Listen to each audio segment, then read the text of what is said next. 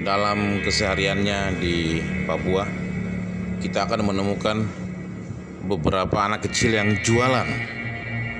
Mereka jual ikan, jual kepiting, jual udang dan lain-lain, menggunakan gerobak ataupun dipikul. Ataupun kita akan menemukan ada berapa banyak orang yang jualan seperti itu di tanah Papua ini. Yang anehnya kalau kita telisik kembali lagi, maka kita akan menemukan bahwa APBD tiap kabupaten di tanah Papua bunyinya triliunan. Maka saya akan bercerita tentang sebuah kabupaten dengan anggaran pendapatan dan belanja daerahnya adalah 2,8 triliun tiap tahun. Tetapi hasil pembangunannya sama seperti yang Anda lihat di dalam gambar ini. Ada begitu banyak orang. Yang aneh, ada yang lebih aneh lagi. Kita lanjut nanti. Sejak mekar dari Kabupaten Induk, kabupaten yang ini sudah berada pada jalur yang benar dengan anggaran dana alokasi umum yang besar, dana alokasi khusus yang besar, banyak bantuan, banyak dana otonomi. Tapi apa yang terjadi, saudara? Sampai saat ini kabupaten ini tiap malam mati lampu. Itu yang pertama. Yang kedua, kabupaten ini juga belum mampu menyiapkan penyokong kehidupan untuk rakyat banyak. Penduduknya nggak banyak. Penduduknya cuma 60.000. Yang punya KTP loh, belum tahu kalau yang imigran gelap atau migran yang masuk tanpa laporan. Tetapi dari data resmi catatan sipil, 60.000 penduduk kabupaten ini. Kabupaten ini seperti ada di sebuah negara atau sebuah provinsi dalam angan-angan seseorang gitu. Setiap tahun anggaran, sejak bupati pertama sampai saat ini, cuma sekelompok orang yang menikmati pembangunan dan hasil-hasil pembangunan. Cuma sekelompok orang yang bekerja dan menjadi sukses luar biasa, menjadi kaya luar biasa. Tetapi kebanyakan rakyat berada di garis yang sangat rawan. Sebenarnya saya mau marah sebagai salah satu anak negeri atas kabupaten ini. Kabupaten ini sepertinya dipermainkan oleh pemimpin mereka. Bahkan konon ada yang mengatakan ingin kembali kepada kejayaan kabupaten ini. Kapan kabupaten ini berjaya? Di bidang apa kabupaten ini berjaya? Ayo mari kita lihat. Di depan mata ini kita loh, ada industri besar yang memproduksi gas dari bumi kabupaten ini, tetapi rakyatnya di bawah garis rata-rata. Dan momen pilkada dimanfaatkan sebaik-baiknya oleh sekelompok oligarki untuk mendapatkan keuntungan. Dimanfaatkan oleh orang-orang tertentu untuk mendapatkan keuntungan-keuntungan pribadi tanpa sedikit pun mempunyai nurani melihat masyarakat. Bagaimana apa yang disebut dengan orang asli Papua tidak mendapat sentuhan, apalagi saudara-saudara yang dari seberang sama sekali tidak mendapat sentuhan. Usaha kecil dan menengah dibiarkan hidup seperti tak beribu dan tak berbapak.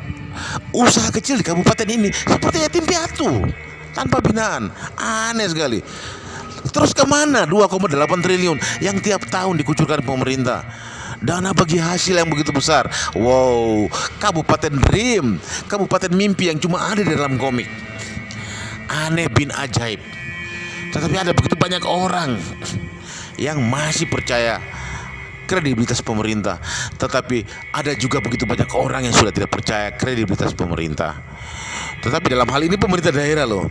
Anda tahu, orang-orang yang nyalon dalam benak mereka dan kelompok mereka atau kelompok oligarki yang menguasai pemerintah saat ini cuma berpikir bagaimana memperoleh keuntungan pribadi yang sebanyak-banyaknya.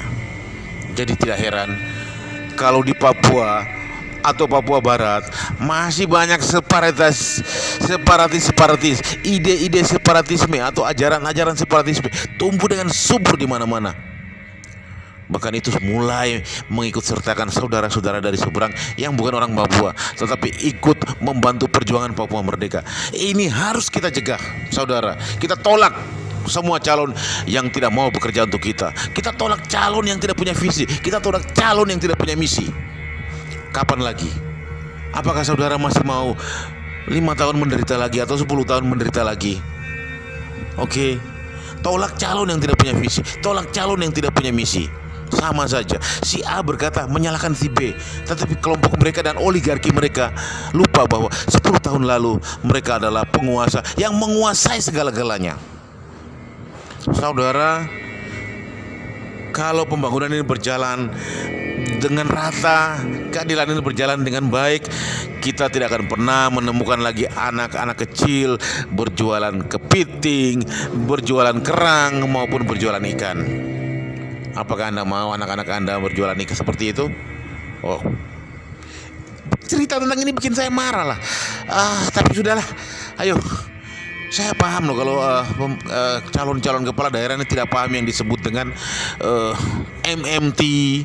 Bagaimana menggunakan monetary teori modern tentang ekonomi untuk mengembangkan daerahnya. Parah bupati-bupati daerah ini. Bagaimana menyiapkan daerahnya untuk menjadi penyokong daerah lain, mumpung daerah lain itu masih kosong. Apa salahnya kita jadikan daerah kita daerah produsen untuk kita mensuplai kabupaten lain, kita mensuplai kabupaten lain, memberdayakan masyarakat kita. Apa susahnya? 2,8 triliun. Apa yang kurang dari situ? Semoga saat ini ada yang menonton calon-calon pejabat itu. Atau kalau bisa Pak Jokowi nonton, hentikan dana ke Papua. Kalau bisa setiap program ini dilakukan, laporan ke Jakarta dulu. Ini jelas ini. Iya kan? Saya terenyuh sekali ketika mendengar dana COVID. Ada yang dapat, ada yang tidak. Sementara orang tidak bisa kerja. Siang malam orang tidak bisa kerja. Minim pendapatan mereka. Mereka makan seadanya. Kadang satu piring bertiga. Ya tapi ini bukan lagu dangdut loh, ini kenyataan. Tetapi RT desa mereka tidak membagikan hak mereka.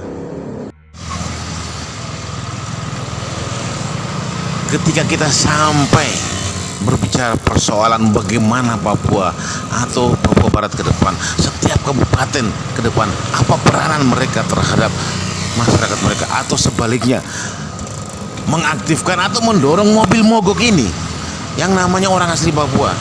Apa yang bupati-bupati itu akan lakukan atau calon-calon bupati itu akan lakukan sampai saat ini, sampai detik ini?